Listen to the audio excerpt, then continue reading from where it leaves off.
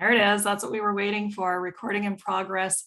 Hello to everyone joining us tonight. I am looking at the counter right now. We have 108 participants watching as we get started for tonight's town hall with Safe Schools Saskatchewan. My name is Tennille LaFontaine. I've hosted these town halls for Safe Schools Saskatchewan for over a year now. Can you believe it?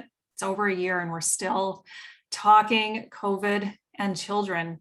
And tonight we're talking about COVID-19, children, and vaccines, because we are almost there. We're getting so close to having kids under 12, hopefully joining the rest of us and doing the right thing and getting vaccinated.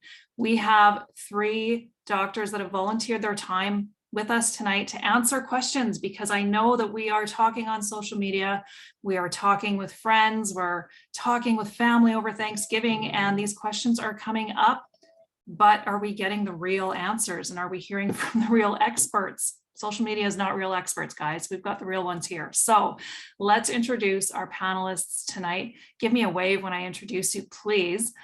We have Dr. Aisha Kurji. She's a pediatrician and assistant professor of general pediatrics at the University of Saskatchewan. We have Dr. Molly Brindamore. She's a pediatrician and assistant professor of general pediatrics at the University of Saskatchewan. I told you we've got the experts. And we have Dr. Madhab Sarda. Oops, I got it. He's a child and youth psychiatrist and assistant professor of psychiatry at the University of Saskatchewan. So thank you to the 3 of you for joining us tonight.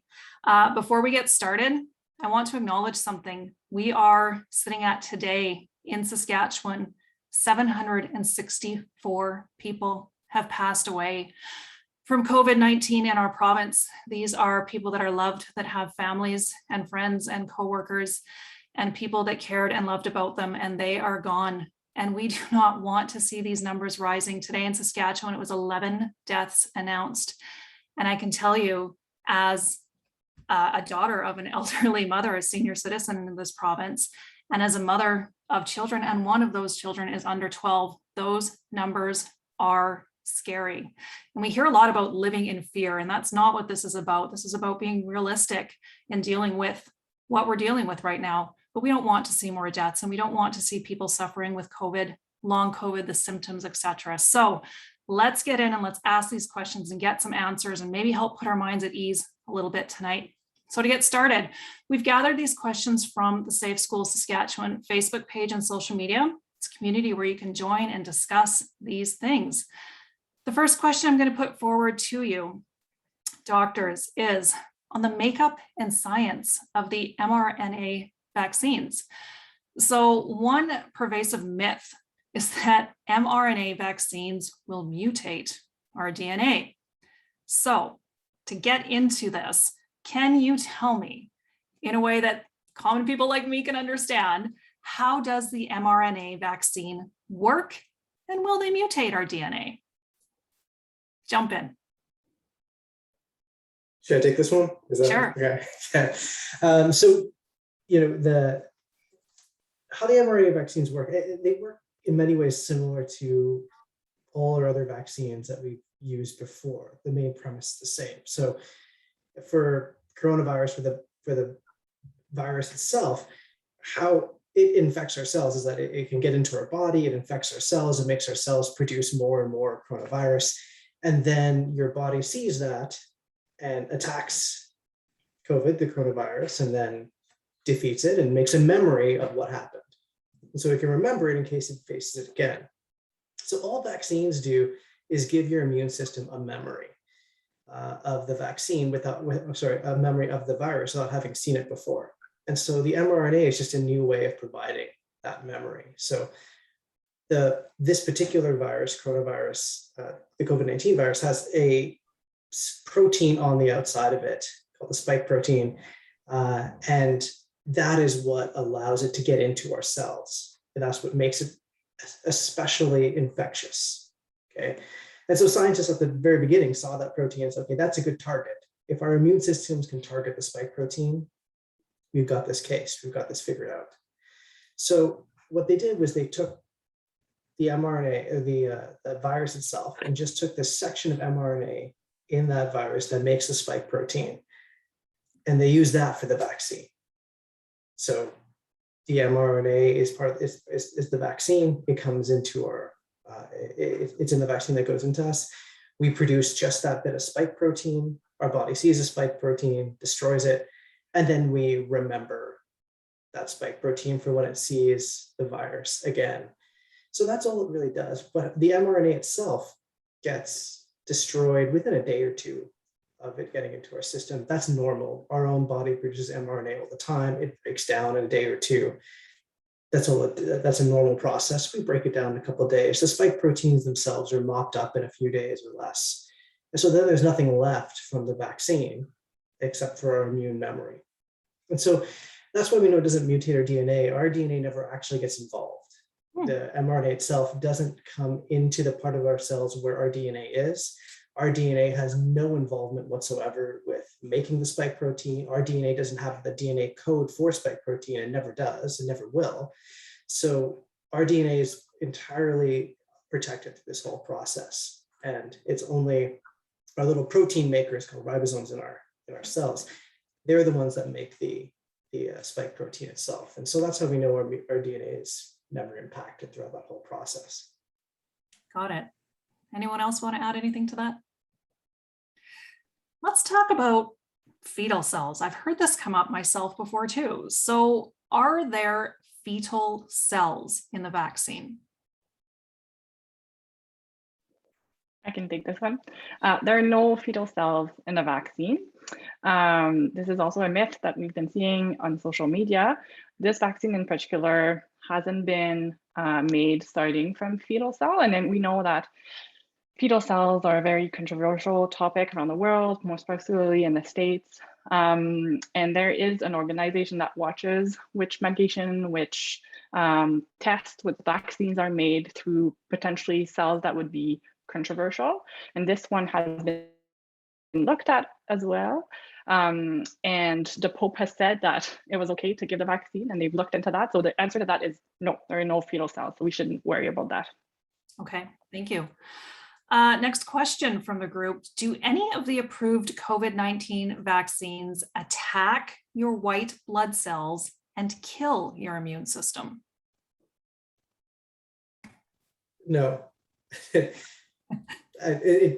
can't. There's no, like the vaccine itself has no impact on that. And it's your own white blood cells that will attack the spike protein that you make because of the vaccine. And so and at no point does it attack or impact your white blood cells or any of your body's blood cells at any point in time. Okay, so we've just put that rumor to rest. That is a new one for all of us tonight hearing it, but it's a valid question that has come up. People are hearing these things. As parents and educators, parent myself, how can we support our children when they hear from their classmates things about the vaccine that are not true? Kids come home with stories all the time, and now they're coming home with some interesting vaccine stories. So as a mom, as a parent, how do I approach that with my kids? Go ahead. I love this question. And I think part of the way that we answer that is, I think exactly like you said, it's not just related to only vaccines. It's how do we approach this with our kids in general, right? Knowing that this is a topic that might come up. I think part of it is giving your kids the information first. So talking to your kids and giving them age appropriate information about what's going on with COVID, that they might need to get a vaccine, or they hopefully will get a vaccine for it, or waiting for it, and why we give vaccines. And I think encouraging kids to come home and talk to you about what they're hearing at school, right? I think it's really important that we don't just dismiss what kids come home with and be like, nah, that's not true, and not get into it with them, because then kids don't necessarily feel like we're answering their questions. And then they may not come to us with more questions as they get older. So I think part of it is, if there is something, oh, okay, that's an interesting thought, let's kind of go through that and explore it together. If you don't know the answer or you find some weird rumor, let's look it up together. And this teaches our kids how to find safe information in general, right? Let's make sure we're looking for a reputable source. Let's make sure that we are asking people who do know, and we're going to people we trust about the information that we're asking. So maybe this means booking an appointment with their family doctor or pediatrician to talk about it so that they're getting that information from a safe, trusted source. I think that's a huge piece of it. And again, addressing it as it comes up. I love that. And I love how you say that it applies to all the stories that they come home with. And you're right. If you just dismiss a story as a parent because you don't want to discuss it, or you think it's just so outlandish, they're not going to come to you the next time to talk about that. So I think that's a really great point. I appreciate that. Thank you. We're getting into the side effects of the mRNA vaccines next. So this is a big one too that I've been hearing is, do vaccines cause infertility and menstrual cycle disruptions? Is this a thing?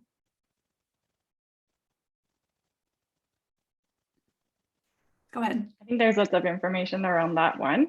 So the short answer, and that's a fair question. We've been hearing this one a lot, and I think this question is out there, and it's important that we address it. So the short answer for the infertility question is that no, it doesn't affect fertility. So the vaccine is safe for future reproduction. It doesn't affect the reproductive system of women, girls, youth, etc. And I have resources that I can put in the chat in terms of studies that have been done looking at that. In particular, there has been fairly large studies in COVID and pregnancies that hasn't showed a higher risk of miscarriage or early pregnancy or fetal bad outcomes associated to the vaccine. So that's with the vaccine. But we also know that COVID can influence your fetus, your baby. It has a higher risk of small birth weight or early pregnancy. So COVID itself can do that. So protecting yourself with the vaccine can help with that. And we also know that COVID, like any infection or any stress on your body, can influence the menstrual cycle. So we know that because whenever the body feels some stress, then there can be some menstrual cycle irregularities. And in the studies that have been done in teenagers and women, it has shown that there isn't more cycle irregularities in people who have received a COVID vaccine compared to the general population. So yes, those people who received the vaccine will have some changes, but at the same rate as in the remainder of the population. And for this one in particular, we actually know the source of the myth. So it's someone on social media that started talking about a protein in the body that's fairly similar to the spike protein in the COVID vaccine and started linking that to potentially affecting fertility, but that hasn't been proven scientifically, and the proteins are very different. So it doesn't even make scientific sense that those proteins would be acting similarly in the body. I think maybe Madhav, you would have some more to say about that. Yeah, I was just going to add, well, one, that there's no biological reason this would make that it would cause infertility or make sense from that perspective. I'd also add that there's registries now, both in Canada and the United States, that tracked literally tens of thousands of women who have either gotten the vaccine prior to pregnancy or gotten the vaccine during pregnancy, and tracked rate of pregnancy loss throughout, as well as rate of potential complications at birth. And there's no difference between, out of tens of thousands of pregnant women, there's no difference in rate of pregnancy loss, rate of complications at birth compared to what you'd expect at baseline. So we now have pretty significant data that suggests that this is fine. I was also going to add on the infertility question though, because there's questions coming about male infertility, whether it has an impact on sperm count. And it also does not cause any trouble with infertility from males. In fact, one study out of the University of Miami tracked about 175 or so men after they got the vaccination and took sperm samples and tracked sperm characteristics over time. And about 2.5 months out, there was no change, there was no decrease. Although I wouldn't say that's an impact on the vaccination for sure, but there's clearly no impact of infertility on males or sperm count from that perspective either. Just a couple of things to add. Clearly, we love this topic and this question. Hey, I think it's important to remember that, like, if there is in the people who had gotten the vaccine and did see a disruption in their menstrual cycle from the stress or the immune response that the vaccine was creating, it's a temporary thing, right? So you may see that 1 month your cycle is a bit off. That doesn't mean it's going to have any long lasting effects. And the same with girls who are just going through puberty. There's no evidence that this will create irregularity going forward. It's really important to also remember that in the first couple of years that you get your menstrual cycle, your periods may be irregular to begin with. So I think it's really, really important for us to know that if we have a girl who's going through puberty and gets the vaccine and has irregular cycles, that doesn't mean that the two are linked. Okay. And because I know it's this is being recorded and people might be watching later and may not have access to the resources in the chat, I found a really great place to look for this information, and it's the Society of Obstetrics and Gynecology Canada. So sogc.ca, they have a whole bunch of questions and answers on COVID and the vaccine and fertility and pregnancy. If you look on their FAQ section, there's also a frequently asked questions for healthcare providers, which is written really well and easy to understand and goes through all of the different things and compares this side effect or this effect, like someone having a miscarriage with the COVID vaccine, and then it gives you the actual numbers of the general population and the risks and how they're all within that same thing. Perfect. And I think we'll get Safe Schools Saskatchewan to link to that maybe on their Facebook page as well for people that are looking for more information. That's a great idea. This kind of leads me to the next question then. You were talking about menstrual cycles and maybe perhaps having a bit of a change after receiving the vaccine, but it not being a long lasting thing. So then we look at teenage boys. We're hearing that some teenage boys have experienced myocarditis. Hey, look at me, got it, after the mRNA vaccine. Talking to 3 doctors and I nailed it, people. Is this something that is permanent? And how big is the risk of myocarditis? Got it that time too. Go ahead. I love talking about myocarditis, and this is an important one because myocarditis is scary, and just hearing the term, it's not something that's fun to have. Why don't we jump into explaining the term? What does myocarditis mean? Yes, of course. So when we talk about the cardiac side effect of the COVID vaccine and of the COVID infection, we talk about myocarditis, which is an inflammation of the cardiac muscle. But we also sometimes talk about pericarditis, which is an inflammation of the envelope that is around the heart muscle. And myocarditis can be triggered by all sorts of things. Usually in kids, it's viruses. Sometimes it can be a bacteria. Sometimes it can be a rheumatoid or rheumatological disorder like lupus. Sometimes it can be tuberculosis. It's very varied. Sometimes we don't know. And it can also be triggered by medications and vaccine. Now, the important thing to know is that the risk of developing myocarditis from the COVID infection is about 0.15%. So less than 1% of people who are infected, but still significant. And myocarditis from COVID is, you get quite sick from that. You probably will need to be admitted, probably will have symptoms for a long time, and you'll probably need some kind of medications and intervention because of that. We also know that there's an inflammatory state that can come after COVID, so a few weeks post-infection, that's called MIS-C, and affects the heart muscles as well. So we know that from the COVID infection. Now, there has been some reports, and I think now the world and the studies are fairly confident that saying that the COVID vaccines has myocarditis as a side effect, but this is extremely rare. So if you compare it to the risk of myocarditis with the infection, with the vaccine, it's 1 in 10,000, which is fairly low. It's also a little, the risk is a little higher for younger boys, not children, younger youth, so late teenage to young adult males. And so, of course, athletes might worry about that because their heart muscles is so precious.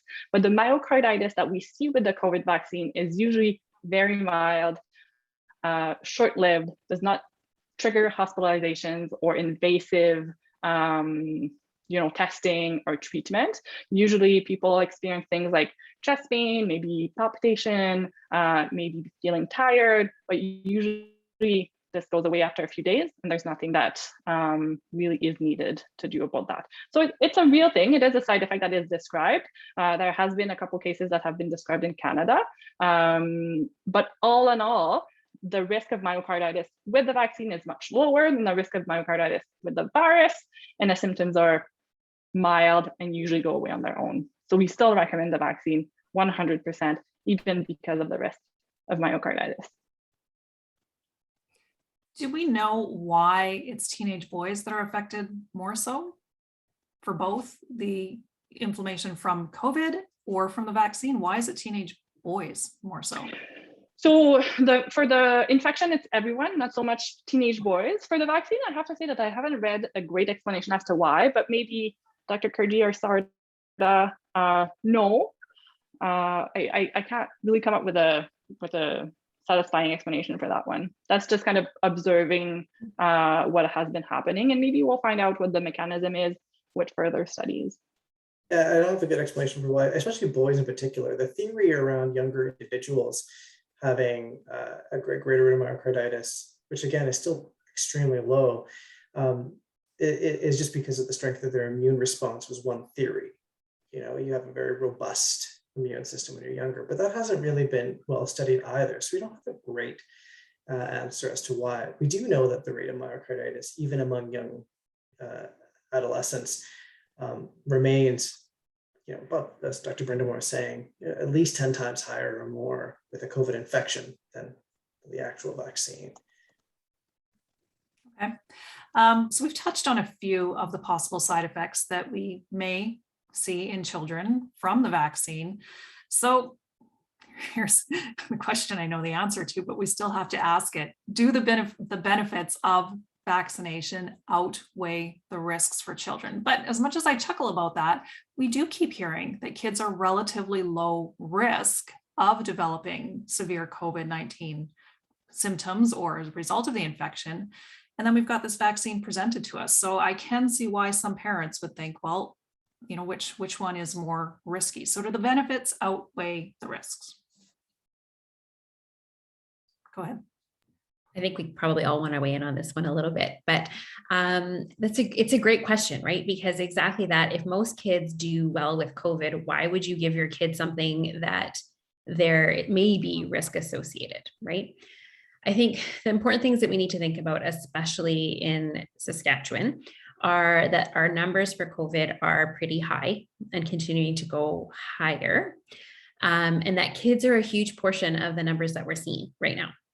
So right now, as the numbers of infection go up, the number of kids who get it goes up, the number of kids who end up who aren't doing well, who end up going into the hospital, needing ICU, or having long-term symptoms goes up just because the number's up, right? So even if we're talking about a number that's, 1% of kids need the hospital, when your numbers are starting to climb, that's still more and more kids. And unfortunately, our kids are more at risk just because the numbers are higher, right? So that's part of it, is that the chances of our kids getting COVID is actually pretty high. We have a chance that they may end up being those in that small group of kids who do need the hospital or do end up with long-term effects, which is not great for any of us. It's not something we wish on any of our children. So I think that's part of it, is that the numbers are up. The chance of getting COVID is high. And just like Dr. Brindamore was just saying, with Martin, it's not just related to myocarditis, but the risks of things like myocarditis are higher with the COVID infection than they are with the vaccine, right? So the risks associated with getting COVID are much higher than the risks associated with the vaccine. So yes, our kids may get COVID, they may do well, the number goes up, our risk goes up. The risk with the vaccine, even though it's there, is still pretty low compared to the risks of it actually getting the vaccine. And the other piece of it is to think about protecting our community, right? So it's partly about protecting ourselves and our children. It's also about trying to protect our community. And the more we know that for us to get through this, we need more people vaccinated. And our kids are a huge group of people right now that aren't vaccinated. For us to really get through this as fast as possible, the more kids that we get vaccinated, the more people we get vaccinated, the faster this will end.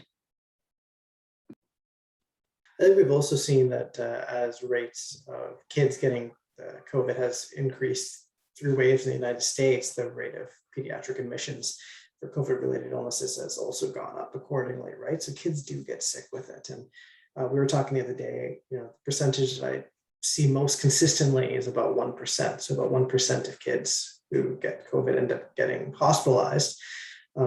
So, on one surface, if it's my child who gets COVID, okay, 99% chance they don't have to go to the hospital because of it. So that's good. But given how fast, especially the Delta variant spreads, I mean, it just blows through entire groups of kids incredibly quickly. And so the rate of spread being so high means that you're going to have a lot of kids in hospital with COVID, even if it's 1% at each time, as you can knock out of school pretty quickly. So that becomes part of the problem as well. Also, 1% sounds good, but we don't accept 1% risk for most things in medicine when it comes to kids. We do a lot of things that have a significantly lower rate of risk than 1% when it comes to kids, because kids don't usually go to hospital or die from anything. That's not a thing that usually happens. So whereas 1% sounds like a nice small number, I mean, I have a 7-year-old. I'm not too keen on taking a 1% risk there if I have a vaccine that can lower that substantially in a very short amount of time. So those are the other things to consider from that perspective. We haven't touched on the potential long-term risks of things like long COVID and stuff like that we're still kind of learning more about and exploring, getting more data on, and the impact of that from a chronic disease perspective and what that means going forward. Dr. Brintamore, do you have anything to add? No, you nailed it. I agree with all of that. It was interesting when you mentioned the 1% and accepting that risk. And I'm thinking of all the parents that are watching. No, I won't accept that risk for my child. Who would say, no, I'll roll the dice with that. That's where the mama bear comes out, right? And we don't want to take that risk. And I think Dr. Kurji, you mentioned something very well about community. And we talked earlier about our kids coming home with rumors and talking about that and having it be a great opportunity for a parenting moment. And I think that's another great parenting moment where you teach your kids about community and being a person in the community to help others, to help the grandparents, to help the elderly by doing the right thing and getting vaccinated. So a great opportunity to have those winning parenting moments then too. Go ahead. I was just thinking about something while you were talking about community and what we've been hearing about how kids are not affected by COVID and how this has been so frustrating for pediatricians to hear, because we talk about symptoms and we talk about hospitalizations and ICU need, but even if children have mild illnesses, this disrupts their lives so much. They miss school, they miss activities, their parents miss work. It's so much stress on the family, and their siblings get it, they miss more school, et cetera, et cetera. And so this is very disrupting to children's lives. And I think we have to keep that in mind too, that even if kids have minor illnesses, that still affects them quite significantly. Mm-hmm. I'm going to grab a question from the chat that came forward, and I think this is a valid one. And we've heard this over and over since vaccines started being widely available. They came about in a year. They just were developed in a year. How can we trust something that can be developed in a year? And it's one thing to ourselves as adults be like, okay, I'm going to take this vaccine. But as a parent, when it's our children, there's a whole other level of protection and that instinct that comes up. And I can see why parents would ask, why should I trust a vaccine that's been developed in a year when I've read on the internet or I've heard that other vaccines take much longer? So can you give us an answer on why we should trust a vaccine that's taken a year to develop?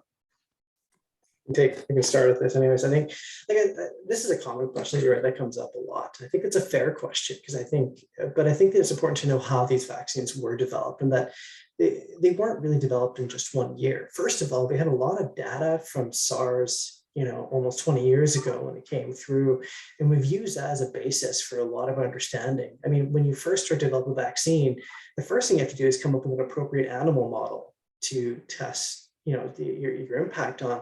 And normally that can take some time. That could take a couple of years before you find an appropriate animal model. But we had that already from our research into SARS, OG SARS, like the original SARS that came through, right? So we already chopped off a couple of years just from that perspective. It's also important to understand how research actually happens. I always thought when I went into medical school that research was just this thing that scientists did. They get in, they sort of have their labs and their beakers and kind of do all that kind of stuff, and they do this research. But what I've learned from research, and I'm not really much of a researcher, but from the people who I work with who are researchers, about 95% of research is like grant writing, where you're just sort of like grind in and write grants and like pitch things and go, like, it's just like this sort of just soul destroying experience of like trying to get funding. And that's like 50% of your time in research as well. So when they talk about taking years to develop, what usually happens is that, okay, you have some company that says, okay, let's try and do this research. Now you got to come up with an animal model. You get some degree of way into it. And then, managers switch over, CEO switches, your funding's cut. Now you got to start over again, start somewhere else. And so this whole process was all cut. There was nonstop funding for whatever you want to do. Everyone just shifted gears into doing this one thing. You cut out all the bureaucracy and in terms of like trying to get funding and to get that type of stuff. You already have an appropriate animal model. You have data from the original SARS that you can build upon. And then what they had was an incredible amount of information sharing. So they had weekly meetings between all these different vaccine manufacturers around the world where they'd share information back and forth saying, hey, have you actually here in Saskatchewan, they sort of decided, Vito here in Saskatchewan said, I think ferrets are a good animal model. They shared that with other people around the world. And that's Saskatchewan's input into the development of vaccines. So we help provide that information as well. So we had these regular meetings to try and share information, which would normally happen in parallel, and people are all doing their own thing. Right. And then in addition to that, what you also have is there's over 100 different vaccines in development simultaneously when this thing all started, right? So normally you might have a couple, maybe at most 5 different vaccines from different companies in development. One of them fails, then you got to start all over from the beginning. And so it can take 10, 15 years to develop a vaccine because you go through 5, 6, 7 different trials of different things.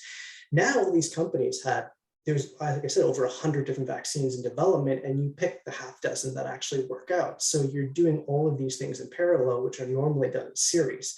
So that cuts out time as well from that perspective. So most of the stuff when we talk about vaccine development isn't actually related to the vaccine, the individual vaccine itself. There's all these other processes in trying to make this stuff happen. So that's where we've cut.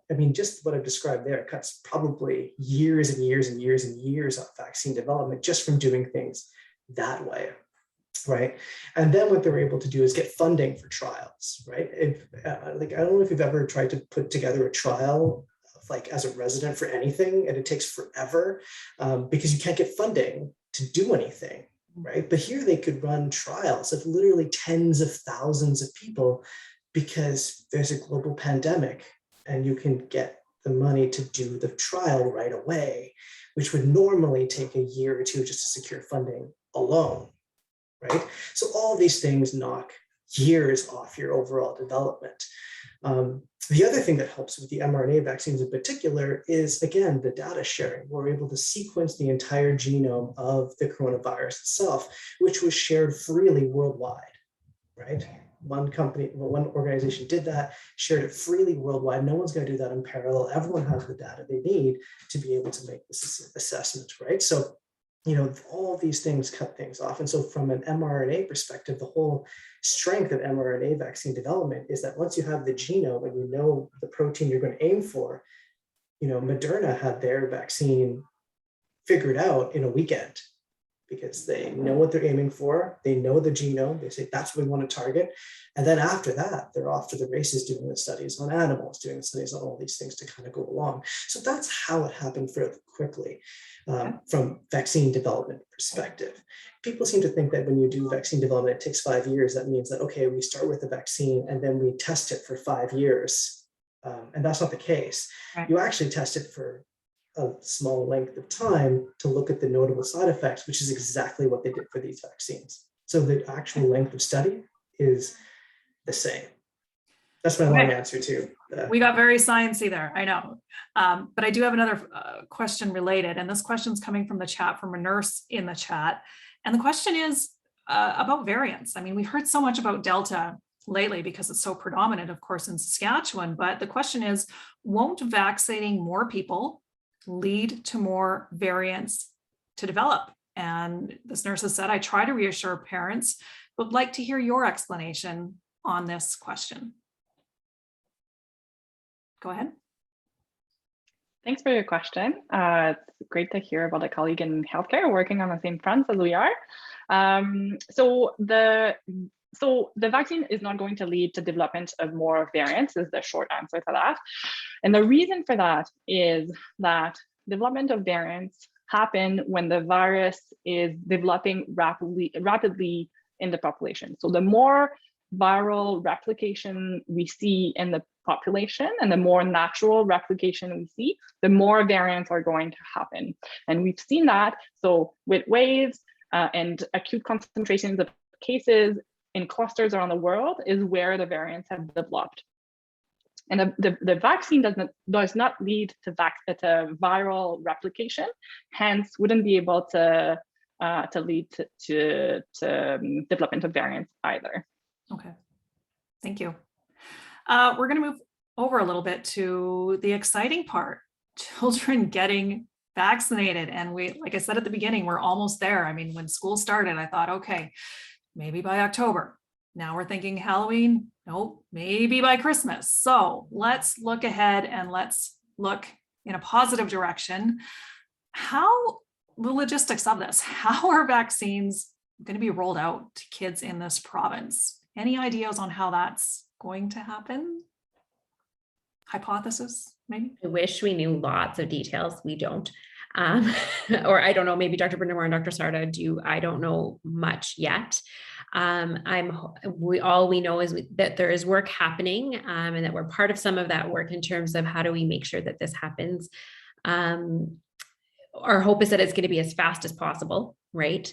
It's a bit tricky with how you do it with young kids.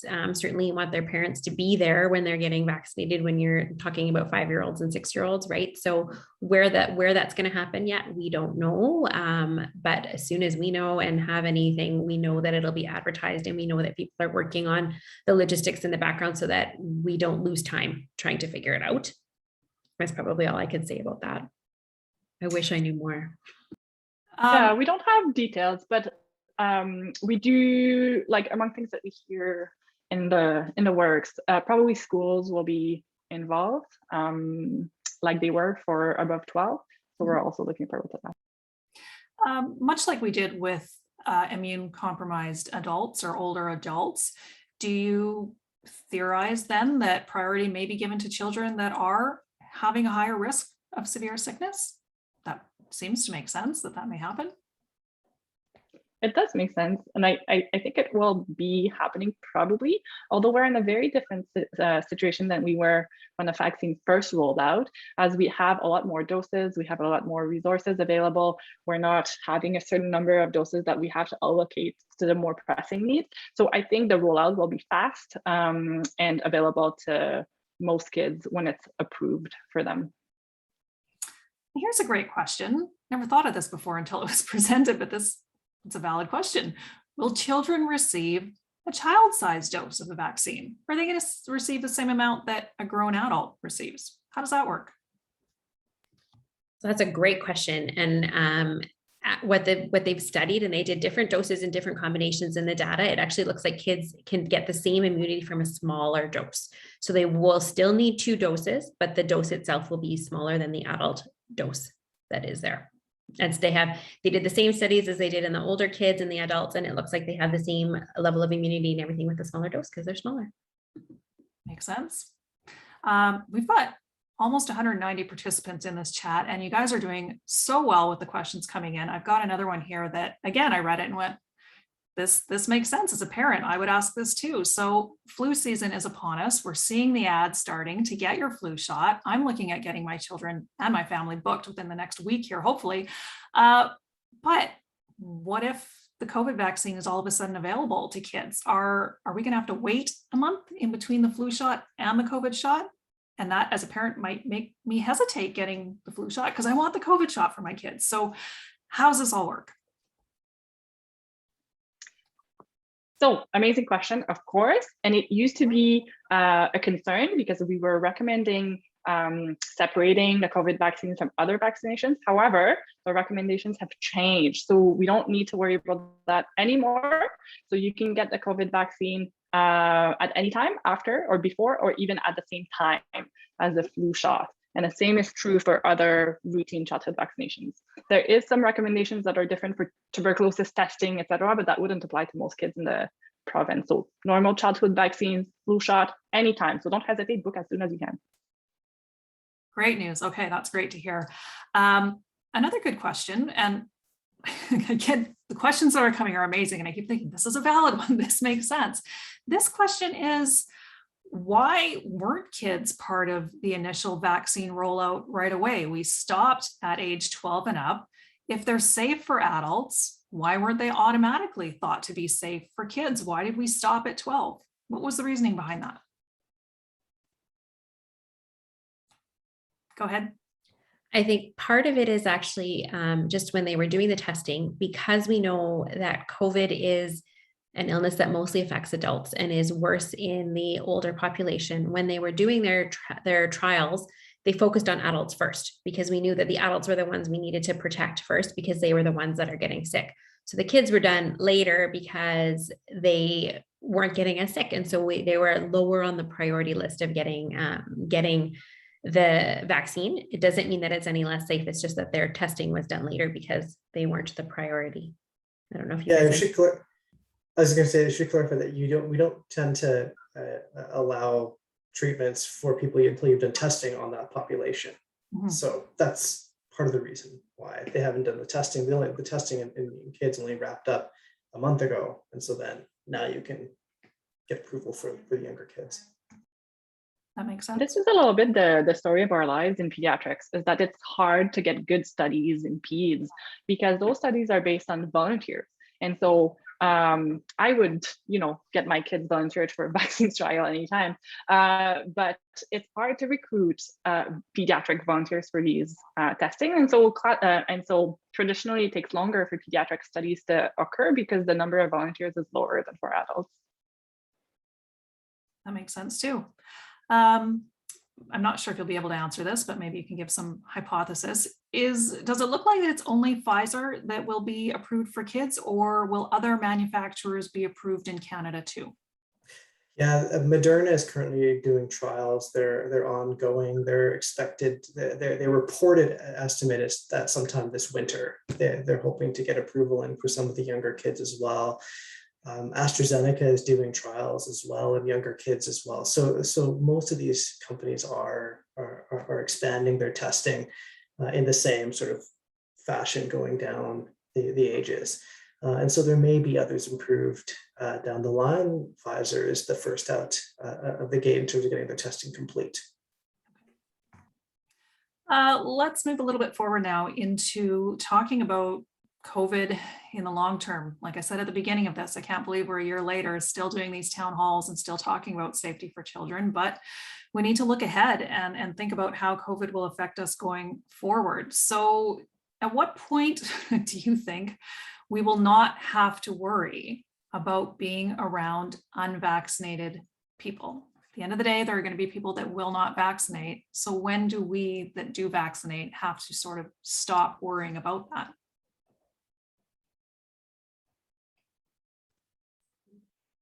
Yep, I think once COVID rates drop, that's going to be the final decision, right? Once we have lower rates of COVID, then we're less concerned about COVID. And certainly our own personal vaccination status will play into that as well.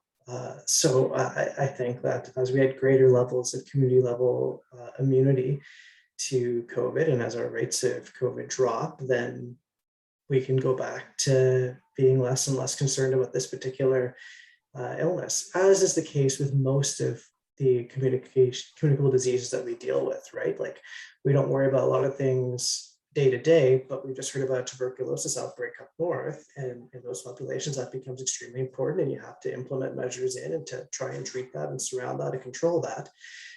And then when it dies off, you back away again, like we do for everything else. Okay. This has been a topic on social media today. It was actually something that I tweeted about as well, and this is boosters. So what does the scientific literature say about mRNA vaccines and waning immunity? And will we need a booster after about 6 months or so? Go ahead. So there it's not just the mRNA science that is at play here, it's just vaccines in general and how immunity works. And so we get booster for almost all of vaccines. So it'd be tetanus every 5 to 10 years, MMR multiple times in childhood, hepatitis B, et cetera, et cetera. And so same thing is true for the COVID vaccine.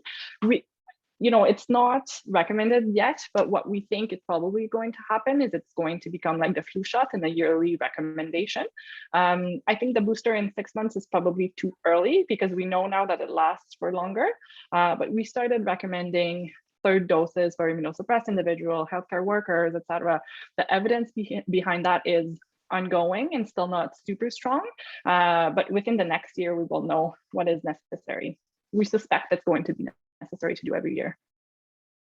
I think without getting too sciencey on it, it's important to know that you're going to get like a whole bunch of studies coming out from all over the world about this, this about boosters and that about boosters. And the truth is to keep in mind that all these studies are studying different things and looking at different potential outcomes. When we look at the outcomes that matter the most, so the risk of getting severely ill or getting hospitalized, that seems to sustain over a longer period of time. That protection holds for significantly longer, and where you do see some waning is in mild illness, and so that's the thing to keep in mind, and that's been true across the world, whether we look at Israel, the United States, or the UK. There's been some pretty good maintenance of protection against severe illness. Where you're seeing the third dose happen in particular is in certain groups that don't get a great immune response to 2 doses, like people who are immunocompromised, things like that. And they often need a third dose just to get to the same level of immunity as other people do with 2 doses. Right, so it's important to keep that piece in mind. Sure, that makes sense. Okay, this is a big question we're coming to. And I'm going to give you each a chance to answer this because I know that you've got something to say on it. We're talking about children under 12 getting vaccines. We have parents that are waiting for this to happen, that have gotten the vaccine over the summer. Now we're waiting for those kids under 12. But we know in Saskatchewan, as well as across Canada, but here in Saskatchewan, we have vaccine hesitant adults still. We still have this virus flourishing in our province among unvaccinated and vaccinated people too, but the unvaccinated have a big role to play in this. How or what strategies can we, the community, use to discuss vaccine concerns with our hesitant friends and family members? We've just had Thanksgiving, we had gatherings. I'm sure there were some interesting table conversations. Look at these kids coming in. This is parenting at its finest. How do we address this? How do we have these conversations with people that have some hesitancy? Anyone want to jump in first? If I were a parent and I were coming to you in your office and I was saying, I've got a father-in-law that's hesitant and we don't want to see him for Christmas, what do we do? How do you answer that with patients coming in and asking? I think the first thing is to try not to judge, right? Because we don't know where it's coming from and we don't know what their hesitancy is, right? Perhaps it's some of these myths that we've talked about today that if we direct them to the right source or we get them in touch with someone who can answer, then we can actually maybe change their mind. Maybe not, right? But I think when you first start approaching those questions, if you throw the walls up and kind of say, this is crazy, this is ridiculous, why are you against the vaccine? It's so important. That's not creating safe space to have any conversation, just like we kind of talked about with our kids, right? If you're having that conversation and you're pretty negative or firm at the beginning, it makes it really hard to open that space for dialogue. So I'd say that's the first piece, is trying to find out exactly what it is and are there some questions that we can answer together or work through together to see. The other piece is, if you have strong beliefs about it and feel quite so strongly that you don't want your family seeing your unvaccinated kids seeing unvaccinated people for their safety, I think, setting your boundaries and your limits and making them clear is probably another important piece for your own safety and peace of mind. Anyone else? I agree with that so much, Aisha, is creating the safe space for conversations. And in terms of healthcare providers, nurses, doctors, etc.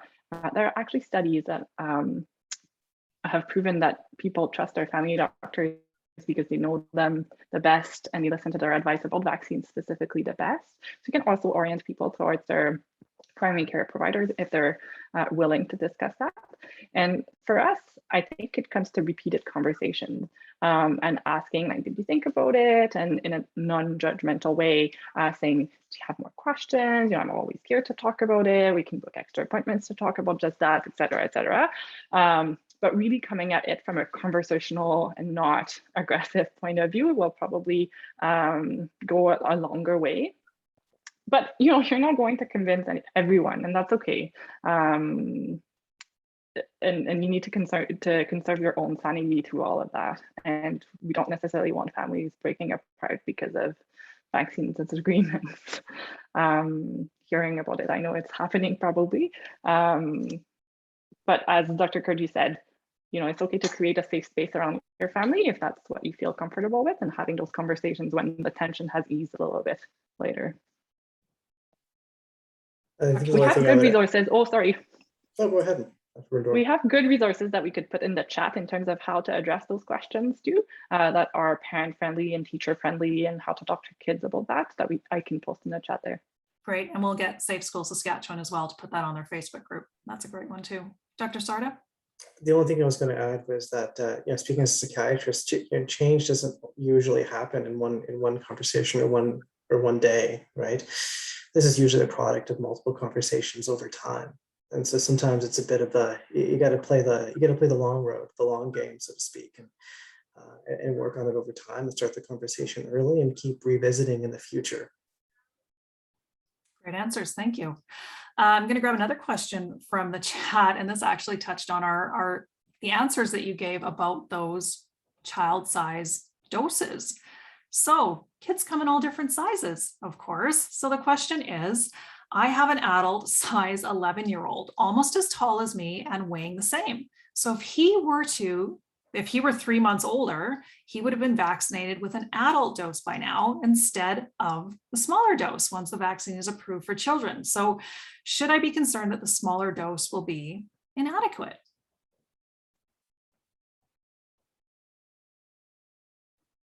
I'm going to pick someone if they don't jump forward. Dr. Kurji, I'm coming to you. Oh. Dr. Brinderborn, did you want to take it? I saw your hand go up a little bit. Okay. It's a really good question, especially because in pediatrics, we talk lots about our medications being dosed based on weight. Mm-hmm. And I'm speculating a little bit here, but when they did the testing in terms of what type of immunity and what doses were required, my thought would be, and I would hope that they tested on a variety of shapes and sizes and a variety of, doses in terms of what would be the right dose for all the kids. So my hope would be that that's what it is. I haven't seen the studies to say that for sure, but I don't think that we would be this far without having thought of that part, because that is a common thing that happens in pediatrics for sure.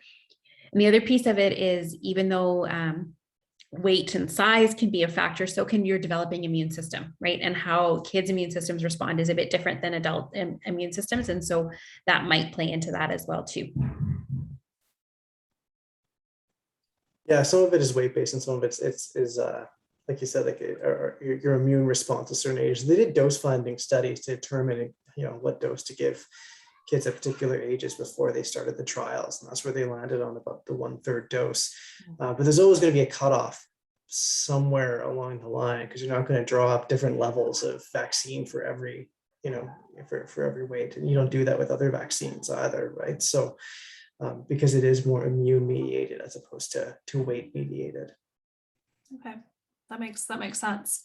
This is a question I know that you've been asked many times before. I get asked it by Baba. She wants to know about her granddaughter.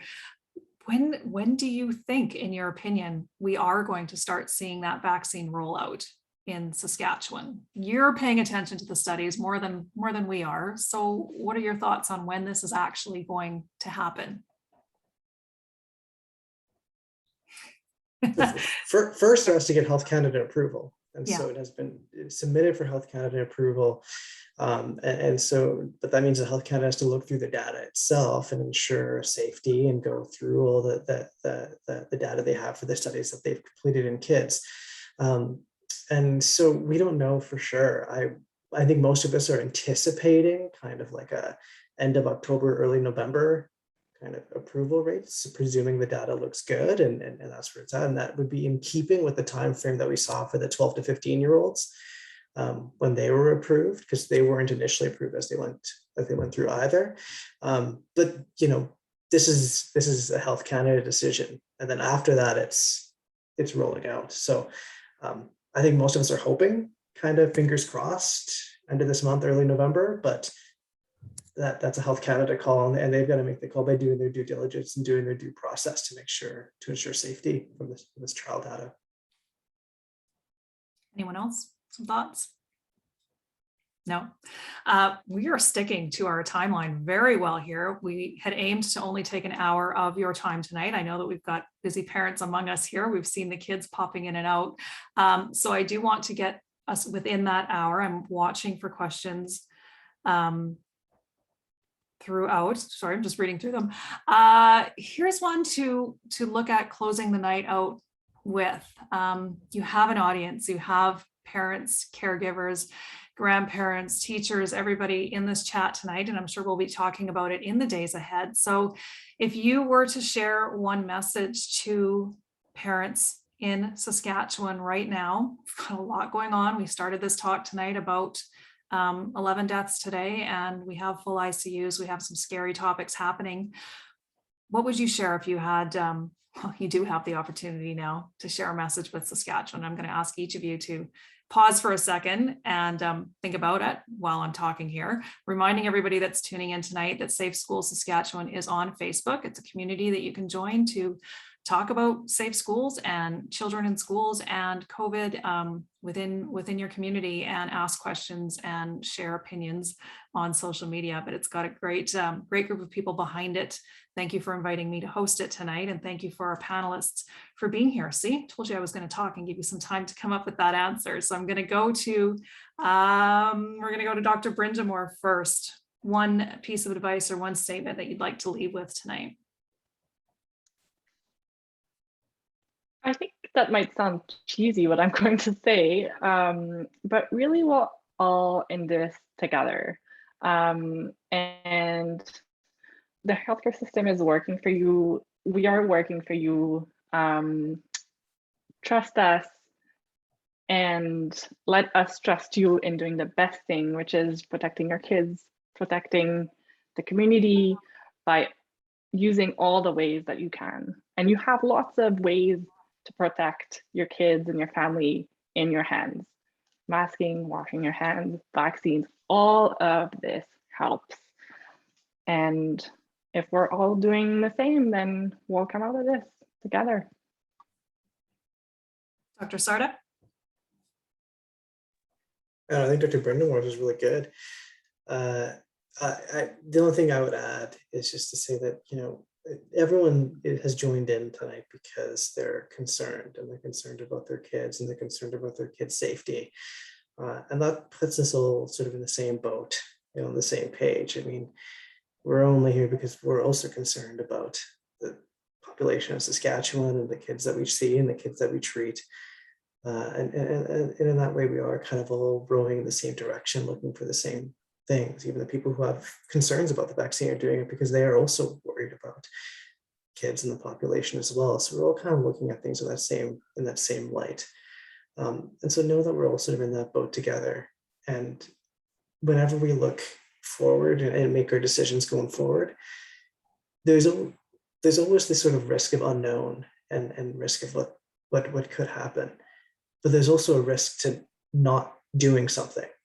So whenever we make a decision going forward, we have to consider what the risk is of, say, getting vaccinated versus the risk of not getting vaccinated and what we know from that process. So we're always, the risk of doing nothing also has significant consequences that we talked about tonight as well. And finally, Dr. Kurji, what would you leave us with tonight? Oh gosh, that's all really good messages that you guys have shared already. I think the last one I would say is, I hope that we've answered a lot of questions today, and I hope we've helped people make some good decisions about and informed decisions about vaccines. But if you do have more questions, I think please find someone you trust who has the experience to interpret the information, to ask more questions too. Because we know that there's so much misinformation out there, and we know that it's hard to go through it all and figure out what makes sense.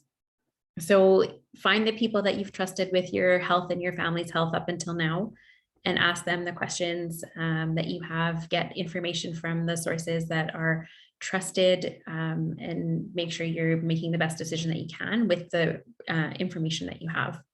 But don't be shy or please do ask the questions, is what I guess I would say. All great answers. And thank you again for the three of you for taking your time tonight to join us. I know you've got little ones to get off to bed that are waiting. And thank you to everybody that tuned in tonight for this town hall. We've done 3 now with various doctors that are coming in and people in the community to answer these questions. And you nailed it. If you have questions, you need to go to those resources, reputable resources to ask those questions of, and then take that information and do share it with your friends and your family. And as we talked about, your kids in applicable ways that matters to them. I mean, as much as parents like me have questions, I can only imagine being a 10-year-old in 2021 and the thoughts that must be going through their minds. So thank you again to everybody for coming out tonight. It has been informative, and I learned a thing or two, and I really enjoyed talking with the 3 of you. You're wonderful panelists, and Safe Schools Saskatchewan appreciates it as well. Again, they have a Facebook group. Go check it out. Lots of good communication and info there. And with that, I bid you good night. Have a good one, everybody.